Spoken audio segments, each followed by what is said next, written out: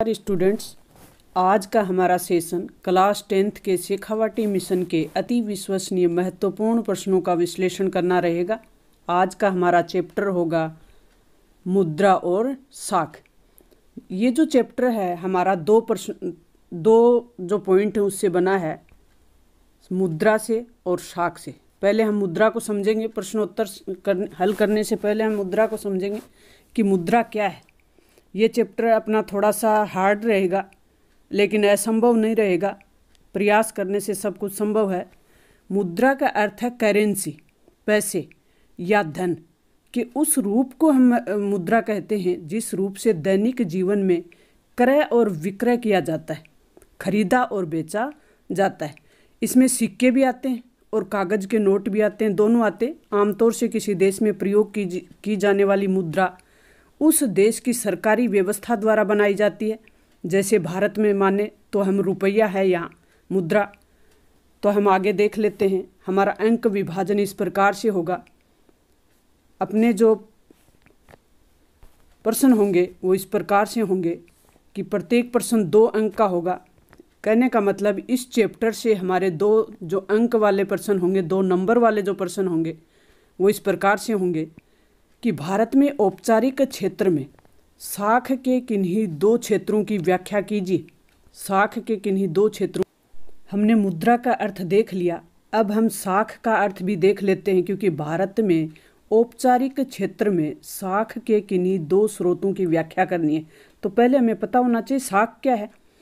तो साख है मान, एक प्रकार से, या प्रतिष्ठा। साधारण शब्दों में हम समझे तो मान और प्रतिष्ठा को साख कहते हैं, लेकिन जब हम अर्थव्यवस्था के क्षेत्र से समझते हैं तो साख का सामान्य सा अर्थ होता है ऋण। यानी साख अर्थव्यवस्था के लिए बहुत महत्वपूर्ण है, क्योंकि इससे अर्थव्यवस्था में निवेश के लिए धन उपलब्ध होता है और जिससे उत्पादन में बढ़ोतरी हो और अर्थव्यवस्था में सुधार हो। तो अब हम देख लेते हैं कि भारत में औपचारिक क्षेत्र के साख के किन्हीं 2 स्रोत कौन से। तो ये है बैंक, पहला स्रोत है हमारा बैंक, और दूसरा है सहकारी समितियां। तो बैंक द्वारा लोगों को लंबे समय तक कम ब्याज दर पर ऋण उपलब्ध कराया जाता है, और सहकारी समितियां कम ब्याज दर पर कृषि कार्य के लिए और अन्य कार्यों के लिए ऋण उपलब्ध कराती है। तो हमने ये देख लिए औपचारिक 2 क्षेत्रक साख के। अब नेक्स्ट जो हमारा प्रश्न होगा वो होगा बैंक की आवश्यकता हमें क्यों है। बैंक किस प्रकार से सेवाएं उपलब्ध कराते हैं। तो बैंक की आवश्यकता, तो बैंक बचत के लिए, पहली आवश्यकता बैंक बचत के लिए तथा लोगों के धन को सुरक्षित रखने तथा उस पर ब्याज देने की दृष्टि से आवश्यक है। बैंक हमारे पैसों को जमा करता है और हमें उस पैसे पर ब्याज देता है और वो पैसा सुरक्षित रखता है। बैंक लोगों को आसान शर्तों पर ऋण उपलब्ध कराता है, ये भी सही है। बैंक देश में आर्थिक विकास में महत्वपूर्ण योगदान देते हैं। बैंक की सेवाएं, बैंक चेक के माध्यम से साख तथा ऋण सुविधाएं उपलब्ध कराता है। आधुनिक समय में बैंक अन्य भी कई प्रकार की सेवाएं प्रदान करते हैं। नेक्स्ट जो हमारे प्रश्न हैं कि क्या कारण है कि बैंक कुछ कर्जदारों को कर्ज देने के लिए तैयार नहीं होते। बैंक सबको कर्ज नहीं देता, तो कौन से कारण है ऐसे। कुछ कर्जदारों के पास समर्थक ऋण धारक नहीं होते, यानी गारंटर नहीं होते, तथा उनकी ऋण चुकाने की जो क्षमता है वो कम होती है। तथा जिन कर्जदारों ने अपने पुराने कर्ज का भुगतान नहीं किया है, बैंक ऐसे लोगों को ऋण नहीं देता। प्रश्न आपको भले ही हार्ड लगे लेकिन अपने दैनिक जीवन से जुड़े हुए हैं। बैंक के कार्य अपने हमेशा काम आते हैं। बैंक की जो कार्य प्रणाली है उसको देखते रहते हैं। तो आप अभी बच्चे हो, बड़े होंगे तो आप ज़रूर बैंक की कार्यवाही को देखेंगे। मुद्रा क्या है, मुद्रा का अर्थ हमने ऊपर देख लिया। नेक्स्ट जो हमारा प्रश्न है 4 नंबर कि मुद्रा क्या है। तो आधुनिक भारतीय मुद्रा की किन्हीं 3 विशेषताओं का उल्लेख करना है। तो मुद्रा से अभिप्राय उस वस्तु से है जिसका सामान्य विनिमय के रूप में या माध्यम के रूप में प्रयोग किया जाता है। भारतीय मुद्रा की विशेषताएं लिखनी है। अब हमें कौन कौन सी भारतीय मुद्रा की विशेषताएं हैं। भारत में आधुनिक मुद्रा करेंसी, कागज़ के नोट और सिक्के तीनों हैं।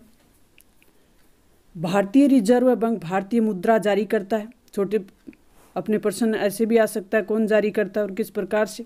तो भारतीय रिजर्व बैंक भारतीय मुद्रा जारी करती है। भारत में मुद्रा जो सौदे हैं उनके लिए अधिकृत है या विनिमय के लिए अधिकृत है। मुद्रा के कार्यों को स्पष्ट कीजिए। मुद्रा कौन कौन से कार्य करती है? तो मुद्रा मूल्य के माप का कार्य करती है। मुद्रा के रूप में विभिन्न वस्तुओं सेवाओं के मूल्य का निर्धारण किया जाता है। मुद्रा के माध्यम से वस्तुओं और सेवाओं का विनिमय आसानी से हो जाता है। 6 जो प्रश्न है अपना, हमें भारत में ऋण के औपचारिक स्रोतों को बढ़ाने की ज़रूरत क्यों है, समझाइए। औपचारिक स्रोत हमने ऊपर देख लिए, तो औपचारिक स्रोतों में कौन से हैं? बैंक और सहकारी समितियां। तो ये जो क्षेत्र हैं इनको बढ़ाने की ज़रूरत क्यों है? तो हम देख लेते हैं। भारत में औपचारिक तथा अनौपचारिक दोनों स्रोतों से ऋण उपलब्ध कराया जाता है, किंतु अनौपचारिक स्रोतों द्वारा ऋण प्रदान करने के अनेक दोष होने के कारण हमें औपचारिक स्रोतों को बढ़ाने की ज़रूरत है। तो हमें पता होना चाहिए कि अनौपचारिक स्रोत कौन से हैं। साहूकार हो गए, रिश्तेदार हो गए, इस प्रकार के जो स्रोत हैं जिनसे लोग ऋण लेते हैं, तो वो ऋण की जो ब्याज की दर होती है वो ऊंची होती है, उनमें शर्तें कठिन होती हैं, तो इस कारण से उसमें कई दोष होते हैं। तो इसमें हमने देख लिया कि अनौपचारिक जो स्रोत हैं उसमें कई दोष होने के कारण औपचारिक स्रोतों को बढ़ाने की जरूरत है। नेक्स्ट जो हमारा पॉइंट बनाएंगे हम, वो ऐसे बनाएंगे कि अनौपचारिक स्रोतों द्वारा ऊंची दर पर ऋण दिए जाते हैं तथा कई तरीकों से लोगों का शोषण किया जाता है। नेक्स्ट एक पॉइंट और बनाएंगे हम, अनौपचारिक स्रोतों से ऋण लेकर लोग जाल में फंस जाते हैं, जबकि औपचारिक स्रोतों द्वारा कम ब्याज दर पर तथा आसान शर्तों पर ऋण उपलब्ध कराया जाता है। एक नेक्स्ट और पॉइंट बना लेंगे हम, अतः देश में औपचारिक स्रोतों को बढ़ाने की ज़रूरत। इन सब दोषों के कारण, ऊपर हमने अनौपचारिक स्रोतों के दोष देखे, इन सब दोषों के कारण हमें औपचारिक स्रोत यानी बैंक और सहकारी समिति से ऋण उपलब्ध कराने के स्रोत बढ़ाने चाहिए। नेक्स्ट हमारा 7 नंबर क्वेश्चन है कि सहकारी समितियां क्या होती हैं। ग्रामीण क्षेत्रों में सहकारी समितियों की गतिविधि बढ़ाने हेतु कोई 2 सुझाव देने हैं। तो हम देख लेते हैं किस प्रकार से सुझाव दें। पहले तो बताएंगे सहकारी समितियां किसे कहते हैं। अच्छे आंसर देने के लिए प्रश्न को ध्यान से देखें, समझें, फिर उत्तर दें। सहकारी समितियां क्या होती हैं? सहकारी समिति वे लोग जो कुछ सामान्य उद्देश्यों पर एक दूसरे के साथ मिलजुल कर कार्य करने के लिए एक समिति का गठन कर लेते हैं, उन्हें सहकारी समिति कहते हैं। इसके सुझाव हम क्या देंगे कि सहकारी समितियों या ग्रामीण क्षेत्रों में सहकारी समितियों गतिविधि बढ़ाने के लिए सुझाव क्या देंगे? सुझाव देंगे, पहला सुझाव होगा हमारा, बैंकों द्वारा सहकारी समितियों को सस्ती दर पर ऋण प्रदान करना। दूसरा होगा सहकारी समितियों द्वारा अपने सदस्यों को कम ब्याज पर ऋण उपलब्ध कराना। बैंक सहकारी समितियों को देंगे, फिर सहकारी समिति अपने सदस्यों को कम ब्याज पर ऋण उपलब्ध कराएगा। मुद्रा आवश्यकता, नेक्स्ट 8 नंबर जो हमारा प्रश्न होगा वो होगा मुद्रा आवश्यकता के दोहरे संयोग के आवश्यकता को समाप्त कर देती है। यानी मुद्रा की जो आवश्यकता है वो दोहरे संयोग की आवश्यकता को समाप्त कर देती है। इस कथन की व्याख्या करनी है। तो आवश्यकता के दोहरे संयोग की समस्या को हम निम्न उदाहरण से समझ सकते हैं। पहले हमें पता होना चाहिए कि आवश्यकता के दोहरे संयोग की समस्या होती क्या है। कि यदि किसी व्यक्ति के पास कपास है तथा यदि उसे गेहूं की आवश्यकता है, कपास बेचना है, गेहूं की आवश्यकता है, गेहूं खरीदना है, तो उस व्यक्ति को ऐसे व्यक्ति को खोजना पड़ेगा जिसके पास गेहूं हो और वह कपास लेने के लिए राजी हो जाए। तो उसे कपास की आवश्यकता हो, यानी अगले को कपास की आवश्यकता हो और गेहूं बेचने के लिए तैयार हो। व्यवहारिक जीवन में ऐसे दोहरे संयोग मिलना बहुत कठिन है, यानी अत्यंत कठिन है। मुद्रा द्वारा उस समस्या का समाधान किया जा सकता है। मुद्रा अगर व्यक्ति के हाथ में हो तो वह गेहूं चाहे तो गेहूं खरीद सकता है, कपास चाहे तो कपास खरीद सकता है, जूते की आवश्यकता है तो जूता खरीद सकता है, क्योंकि मुद्रा द्वारा सभी वस्तुओं तथा सेवाओं की विनिमय दर निर्धारित होती है। अतः कोई भी व्यक्ति अपनी वस्तु बेचकर मुद्रा प्राप्त कर उस मुद्रा से अन्य वस्तु क्रय कर सकता है, यानी खरीद सकता है। क्रय का मतलब होता है खरीदना और विक्रय का मतलब होता है बेचना। ये हम गणित में पढ़ते हैं। ये हमारी अर्थव्यवस्था के चैप्टर चल रहे हैं, इसलिए इसमें क्रय विक्रय की बात आ रही है। ऋण के औपचारिक स्रोत से आप क्या समझते हैं? तो ऋण के औपचारिक स्रोत में व्यापारिक बैंक, सहकारी समितियां, ग्रामीण बैंक आदि शामिल होते हैं। इन स्रोतों द्वारा कम ब्याज दर पर आसान शर्तों पर लाभ लंबे समय तक ऋण उपलब्ध कराया जाता है। ऋण के अनौपचारिक स्रोतों से आप क्या समझते हैं? अब हम अनौपचारिक स्रोत देख लेते हैं। ऊपर मैंने बताया तो है आपको, थोड़ा और देख लेते हैं अच्छी तरह। ऋण के अनौपचारिक स्रोतों में साहूकार, महाजन, बड़े किसान, व्यापारी, रिश्तेदार, मित्र, जानकार आदि को शामिल किया जाता है। प्राय अनौपचारिक स्रोत लोगों को ऊंची ब्याज दर पर ऋण उपलब्ध कराया जाता है, इसलिए इसमें कई प्रकार के दोष हैं और इसीलिए हमें औपचारिक स्रोतों से ऋण लेने के लिए बढ़ावा दिया जाना चाहिए या औपचारिक स्रोतों को बढ़ाना चाहिए। नेक्स्ट जो हमारा प्रश्न है वो है दीर्घ उत्तरात्मक प्रश्न, यानी 3 नंबर का। कहने का मतलब इस पाठ से हमें 2 प्रकार के प्रश्न देखने को मिलेंगे, एक 2 नंबर वाला और एक 3 नंबर वाला। 3 नंबर के प्रश्न देख लेते हैं। स्वयं सहायता समूह ग्रामीण क्षेत्र के गरीबों को संगठित करने में मदद करते हैं। अपना तर्क देना है, उत्तर है उसके पक्ष में तर्क देना है कि स्वयं सहायता समूह के पीछे मूल जो विचार है वह ग्रामीण क्षेत्रों में गरीब तथा महिलाओं को छोटे छोटे स्वयं सहायता समूह या छोटे छोटे समूह में संगठित करना तथा उनकी बचत पूंजी को एकत्रित करके एक ही सदस्य को आसान शर्तों पर ऋण प्रदान करना, जिस पर उन्हें बहुत कम ब्याज देना पड़ता है। स्वयं सहायता समूह ग्रामीण क्षेत्रों के गरीबों को संगठित करने में मदद करता है। इसमें न केवल महिलाएं आर्थिक रूप से स्वावलंबी हो जाती हैं, बल्कि समूह की नियमित बैठकों के जरिए लोगों को एक आम मंच भी मिल जाता है। अन्य मुद्दों पे भी बात करने के लिए उन्हें एक मंच मिल जाता है। महिलाएं आर्थिक रूप से तो स्वावलंबी होती ही हैं, साथ ही उन्हें अन्य मुद्दों पे विचार करने का भी एक मंच मिल जाता है, जहां वह तरह तरह के सामाजिक विषय जैसे स्वास्थ्य पे बात कर लें, पोषण की बात कर ले, घरेलू हिंसा आदि पे आपस में चर्चा कर ले। तो नेक्स्ट 12 का हमारा प्रश्न है वो है कि आपके मतानुसार वस्तु विनिमय प्रणाली और मौद्रिक विनिमय प्रणाली में कौन सी प्रणाली श्रेष्ठ है और क्यों? पहले हमें वस्तु विनिमय का पता होना चाहिए, फिर हमें मौद्रिक विनिमय प्रणाली का पता होना चाहिए, तभी हम श्रेष्ठ का पता कर पाएंगे।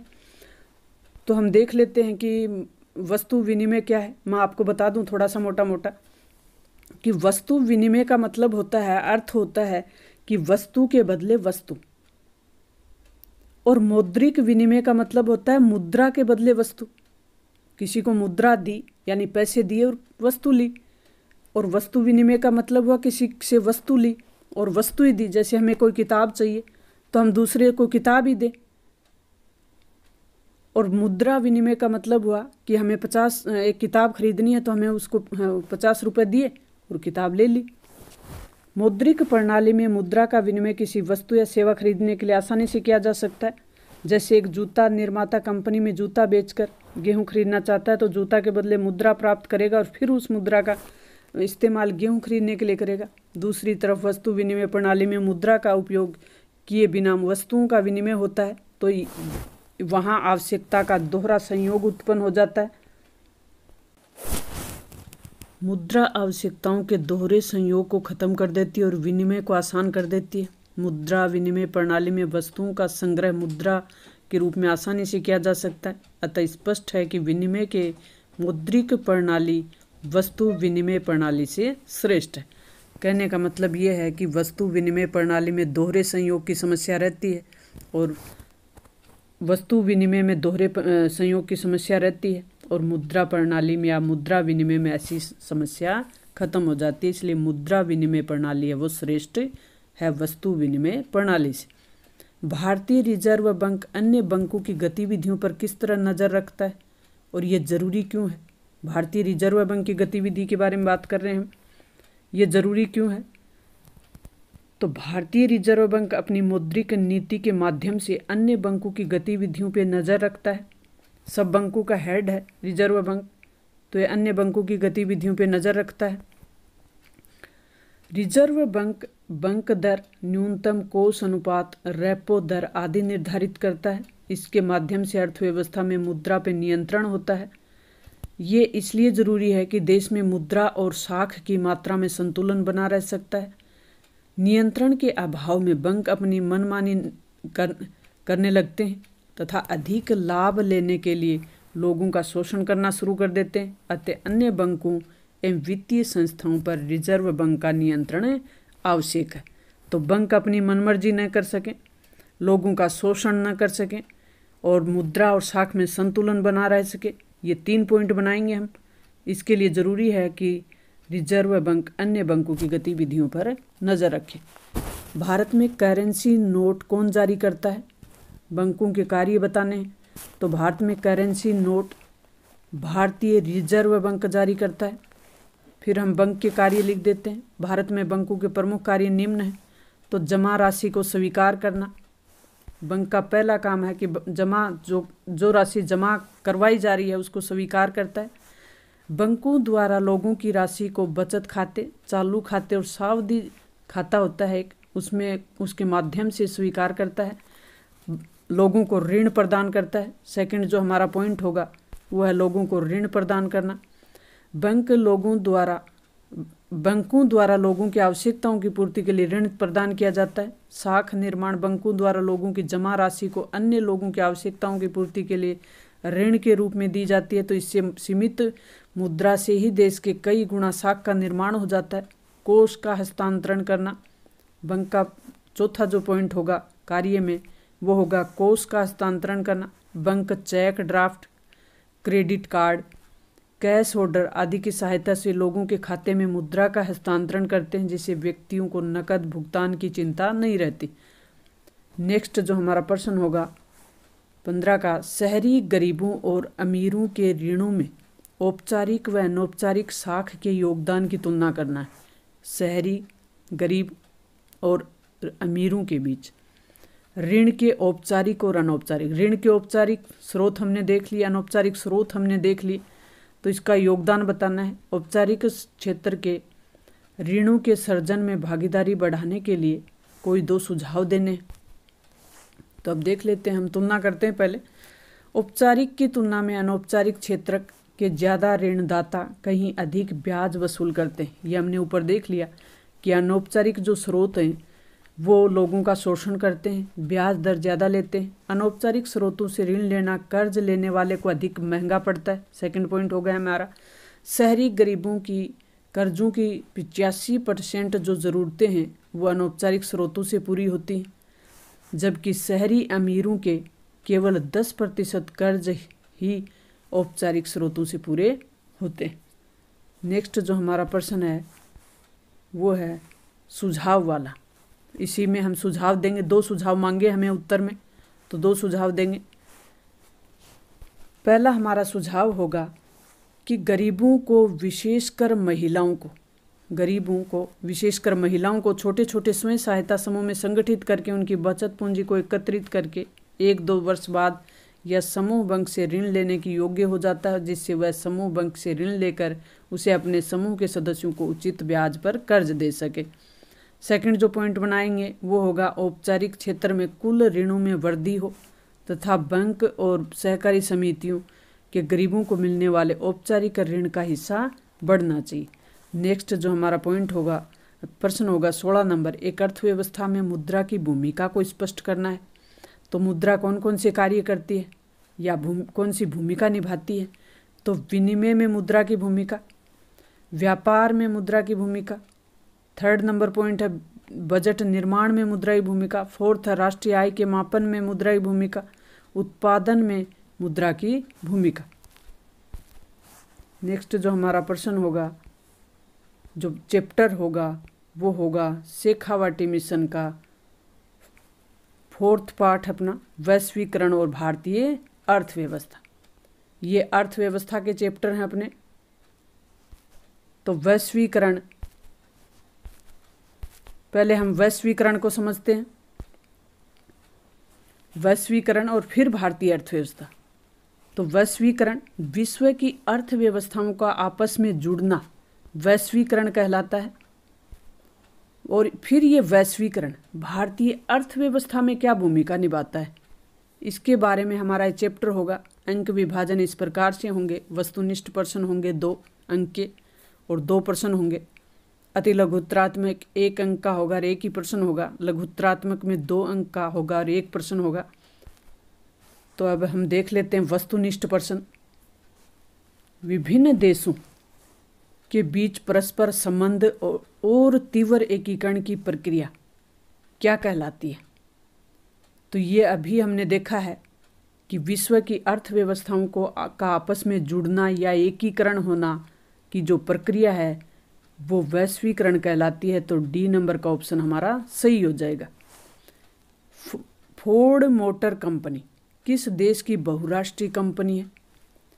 तो भारत, चीन, कोरिया, ये सब नाम दे रखे हैं देशों के नाम। तो 6 number Ford motor company America की कंपनी है, एक बहुराष्ट्रीय कंपनी है। तो बहुराष्ट्रीय कंपनी जिन कंपनियों का एक से अधिक देशों में व्यापार फैला रहता है उन्हें बहुराष्ट्रीय कंपनी कहती हैं। एक ऐसा संगठन जिनका उद्देश्य अंतर्राष्ट्रीय व्यापार को उदार बनाना है, तो ये कौन सा संगठन होगा? विश्व व्यापार संगठन होगा। इसे WTO भी कहते हैं। बी नंबर का ऑप्शन हमारा सही हो जाएगा। बहुराष्ट्रीय कंपनियों द्वारा किए गए निवेश को क्या कहते हैं? बहुराष्ट्रीय कंपनियों के द्वारा जो निवेश किया जाता है उन्हें विदेशी निवेश कहा जाता है। विश्व के देशों में बहुराष्ट्रीय कंपनी द्वारा निवेश का सबसे अधिक सामान्य मार्ग कौन सा है? तो वो स्थानीय कंपनियों को खरीद लेते हैं। बी ऑप्शन का हमारा सही हो जाएगा कि स्थानीय कंपनियों को खरीद लेते हैं। वैश्वीकरण और प्रतिस्पर्धा के दबाव में सर्वाधिक प्रभावित कौन हुए हैं? तो ये बी ऑप्शन हो जाएगा हमारा। श्रमिक यानी मजदूर जो लोग हैं वो सबसे ज़्यादा प्रभावित होते हैं वैश्वीकरण की प्रतिस्पर्धा में। वैश्वीकरण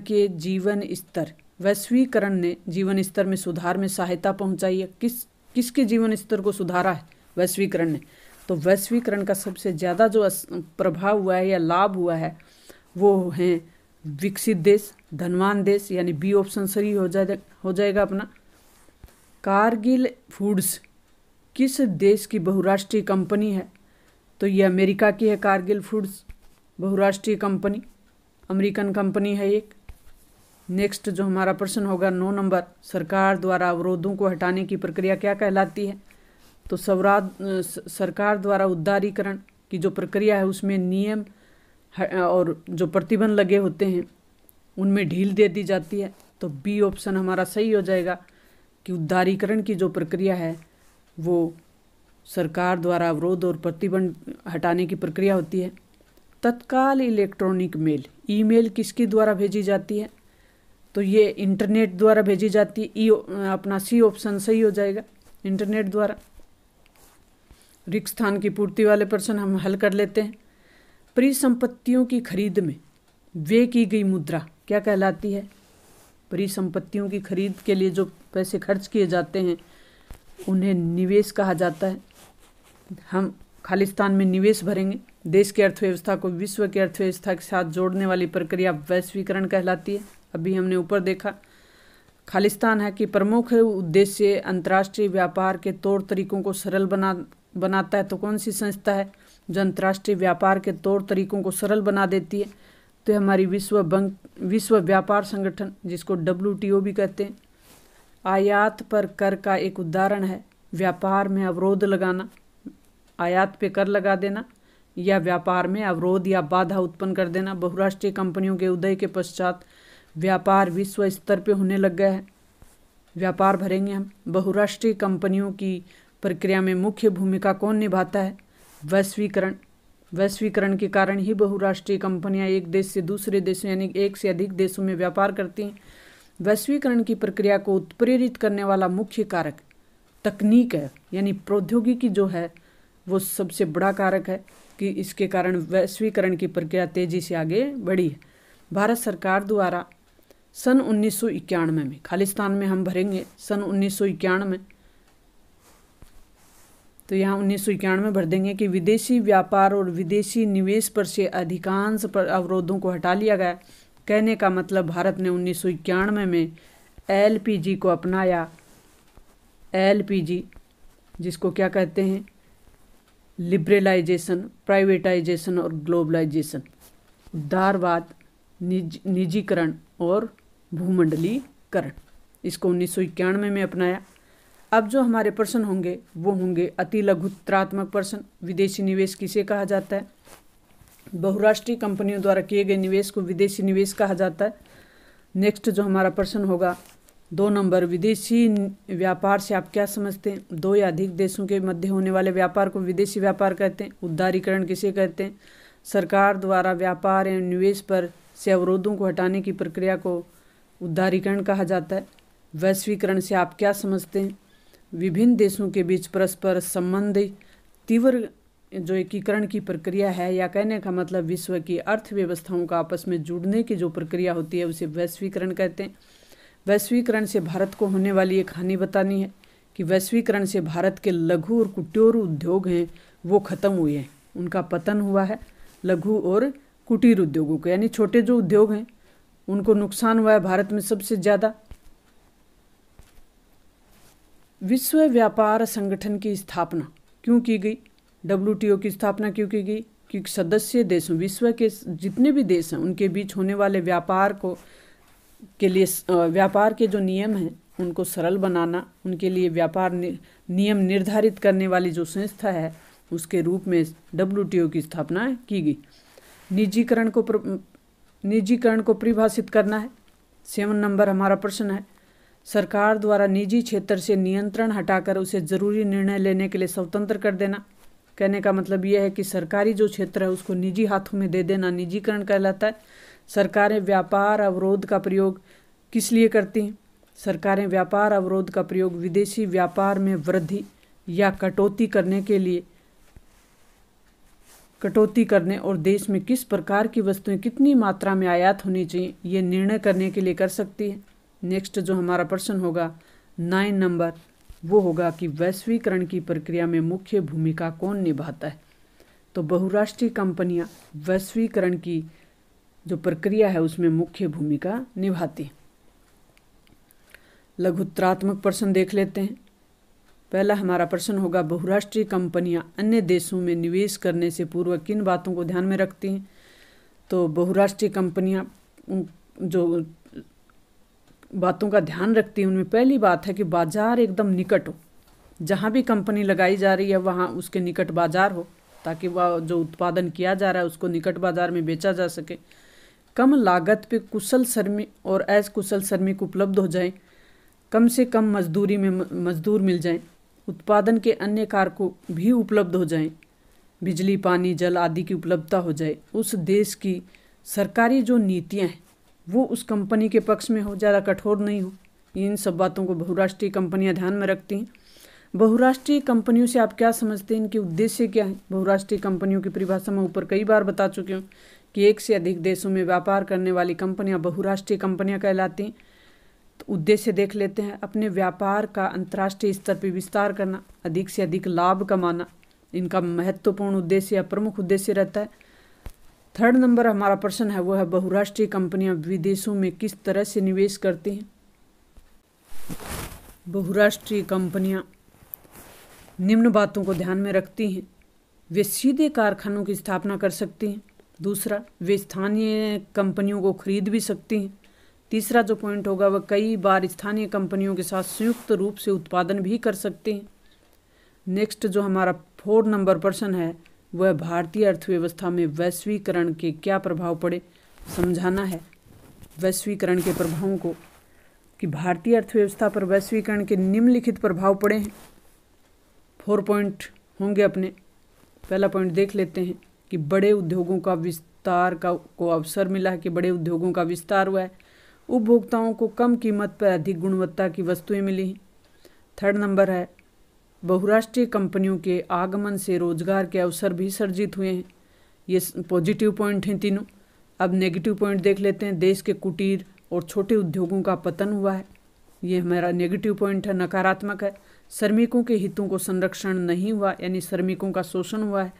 तो 3 पॉजिटिव पॉइंट यानी सकारात्मक और 2 नकारात्मक प्रभाव हैं। वे कौन से? क्योंकि ऊपर जो प्रश्न पूछा गया है उसमें भारतीय अर्थव्यवस्था पर वैश्वीकरण के क्या प्रभाव पड़े। अगर सकारात्मक प्रभाव कौन से पड़े हैं तो हम ऊपर के 3 पॉइंट देते। अगर ये पूछा जाता नकारात्मक प्रभाव कौन से पड़े हैं तो हम नीचे के 2 पॉइंट देते। अब इसमें ऐसा कुछ भी पॉइंट नहीं दिया गया है, सिर्फ प्रभाव पूछा है, तो पॉजिटिव और नेगेटिव दोनों पॉइंट हमें लिखने। वे कौन कौन से विभिन्न तरीके हैं जिनके द्वारा देशों को परस्पर संबंधित किया जा सकता है? तो ये हमारे निम्न बातें हैं। विभिन्न देशों के बीच लोगों के आगमन द्वारा, वस्तु और सेवाओं का आदान प्रदान करके, विदेशी व्यापार और विदेशी निवेश द्वारा, सूचना एवं संचार प्रौद्योगिकी द्वारा। नेक्स्ट जो हमारा प्रश्न होगा 6 नंबर, वो होगा वैश्वीकरण और उत्पादकों के बीच प्रतिस्पर्धा से उपभोक्ताओं को क्या लाभ हुआ है? इस कथन के पक्ष में अपने तर्क दें। शेखावाटी मिशन के हमारे अति महत्वपूर्ण प्रश्न चल रहे हैं। हम देख लेते हैं वैश्वीकरण और उत्पादकों के बीच प्रतिस्पर्धा से उपभोक्ताओं को क्या लाभ हुआ है। तो हमारा पहला पॉइंट होगा उपभोक्ता एवं उद्यम। उपभोक्ता एक अच्छी गुणवत्ता वाली वस्तुएं कम कीमत पे खरीद सकते हैं। उपभोक्ता की वस्तु और सेवाओं के बीच विकल्पों में वृद्धि हुई है। उपभोक्ता के जीवन स्तर में वृद्धि हुई है। 4 पॉइंट है कि प्रतिस्पर्धा के कारण उत्पादक उपभोक्ता को बेहतर सेवाएं उपलब्ध करवा रहे हैं। नेक्स्ट हमारा 7 नंबर प्रश्न है और ये हमारा लास्ट प्रश्न है शेखावाटी मिशन 100 PDF का। इसको हल कर लेते हैं। सरकार द्वारा विदेशी व्यापार पर अवरोध लगाने के किन्हीं 2 कारणों का उल्लेख करना है। ऊपर भी हमने थोड़ा समझा है इसको। सरकार द्वारा विदेशी व्यापार पर अवरोध लगाने के 2 कारण होते हैं। पहला जो कारण है वो है विदेशी प्रतिस्पर्धा से देश के उत्पादकों की रक्षा करने के लिए। 1950 और 60 के दशक में भारतीय उद्योग अपनी प्रारंभिक अवस्था में थे, तो आयातों से प्रतिबंध इन उद्योगों को बढ़ने नहीं देती। अतः इन उद्योगों का संरक्षण करने के लिए अवरोधक लगाए गए। कोरोना की वजह से रहा स्टडी गैप को पूरा करने का पूरा भरसक प्रयास किया गया है। आपको कंटेंट अच्छा लगा हो तो लाइक, शेयर, सब्सक्राइब करें। आप हमारे टेलीग्राम चैनल को अवश्य ज्वाइन करें। वहां आपकी मदद के लिए और भी बेहतर कंटेंट डाले जा चुके हैं।